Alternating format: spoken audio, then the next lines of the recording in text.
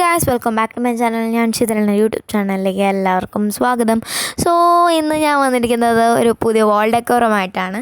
അപ്പോൾ നമ്മൾ ആദ്യം തന്നെ കളർ പേപ്പർ എടുക്കുക, ഇല്ലെങ്കിൽ സാധാ A4 ഷീറ്റിൽ പെയിൻ്റ് അടിച്ചെടുത്താലും മതി. അതിൽ 15 സെൻറ്റിമീറ്റർ സ്ക്വയർ കട്ട് ചെയ്തെടുക്കുക.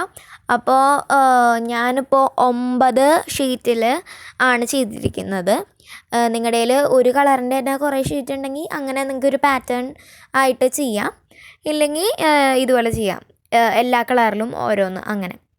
അപ്പോൾ ഇതാണ് ഏറ്റവും ഇമ്പോർട്ടൻറ്റ് പാർട്ട്. ഇവിടെ കാണുന്ന ഈ ഒരു സാധനമാണ് നമ്മൾ ഉണ്ടാക്കാൻ പോകുന്നത്. അതുണ്ടാക്കിയിട്ട് ഒരു കാർഡ്ബോർഡ് പീസിൽ ഒട്ടിക്കുകയാണ് ചെയ്യണത്. അപ്പോൾ അതെങ്ങനെ ഉണ്ടാക്കാമെന്നാണ് കാണിക്കുന്നത്. അപ്പോൾ എല്ലാവരും അത് ശ്രദ്ധിച്ച് കാണുക. അപ്പോൾ 2-3 പ്രാവശ്യമൊക്കെ കാണുമ്പോഴേക്കും അത് നമുക്ക് മനസ്സിലാവും. അപ്പോൾ ഇതുപോലെയൊക്കെ മടക്കാം. ഞാനിത് എക്സ്പ്ലെയിൻ ചെയ്യാൻ ശ്രമിച്ചു കഴിഞ്ഞാൽ നിങ്ങൾക്ക് കൂടുതൽ കൺഫ്യൂഷൻ ആവും, അത് കാരണം ഞാൻ ചെയ്യണില്ല. അപ്പോൾ അങ്ങനെയൊക്കെ ചെയ്യാം. എൻ്റെ കയ്യിൽ കളർ പേപ്പർ ഞാൻ ജസ്റ്റ് എന്തെങ്കിലും ആവശ്യം വരികയാണെങ്കിൽ ഇരിക്കട്ടെ എന്ന് പറഞ്ഞിട്ട് ക്രാഫ്റ്റ് ഷോപ്പിൽ നിന്ന് വാങ്ങിച്ചതാണ്.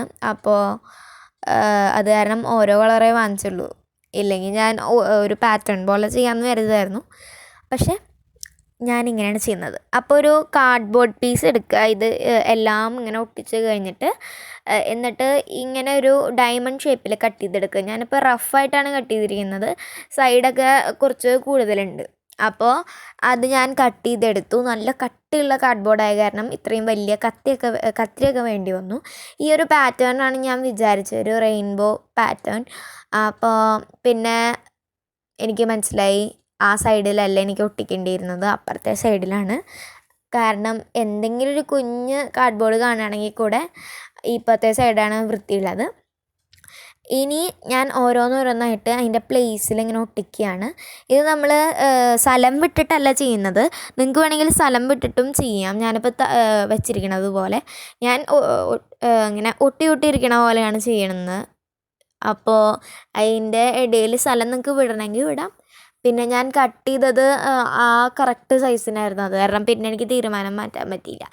സോ ഞാൻ ഫസ്റ്റ് തന്നെ ഒട്ടിച്ചത് ചെറുതായിട്ടൊന്ന് സൈഡിലേക്ക് ആയിപ്പോയി, അത് കാരണം ആ കാർഡ്ബോർഡിൽ നിന്നില്ല. അതുകൊണ്ട് കുറച്ച് കാർഡ്ബോർഡ് സൈഡിൽ വെക്കേണ്ടി വന്നു. പക്ഷേ കുഴപ്പമില്ല, അത് കുഴപ്പമൊന്നും ഉണ്ടായില്ല. ഞാൻ ജസ്റ്റ് ടേപ്പ് വെച്ച് ഒട്ടിച്ചു, അത്രേ ഉള്ളൂ. അപ്പോൾ ഇനി ഈ സൈഡൊക്കെ ഒന്ന് കട്ട് ചെയ്തെടുക്കണം. അപ്പോൾ നമ്മുടെ വാൾ ഡെക്കോർ റെഡിയാവും. ഇതിൻ്റെ മുകളിൽ നമുക്ക് വേണമെങ്കിൽ നൂല്, സാധാ വുള്ളൻ്റെ നൂലോ അല്ലെങ്കിൽ വേറെ എന്തെങ്കിലും നൂലൊക്കെ ഇങ്ങനെ മുകളിൽ വയ്ക്കുക, എന്നിട്ട് തൂക്കുക, ഇല്ലെങ്കിൽ ഡബിൾ സൈഡ് ടേപ്പ് വയ്ക്കാൻ പറ്റും കേട്ടോ. ഇന്നത്തെ വീഡിയോ ഇത്രയേ ഉള്ളൂ. നിങ്ങൾക്ക് എല്ലാവർക്കും വാൾ ഡെക്കോർ ഇഷ്ടമായെന്ന് വിചാരിക്കുന്നു. അപ്പോൾ ട്രൈ ചെയ്ത് നോക്കുക. അപ്പോൾ അടുത്ത വീഡിയോയിൽ കാണാം. ടാറ്റാ.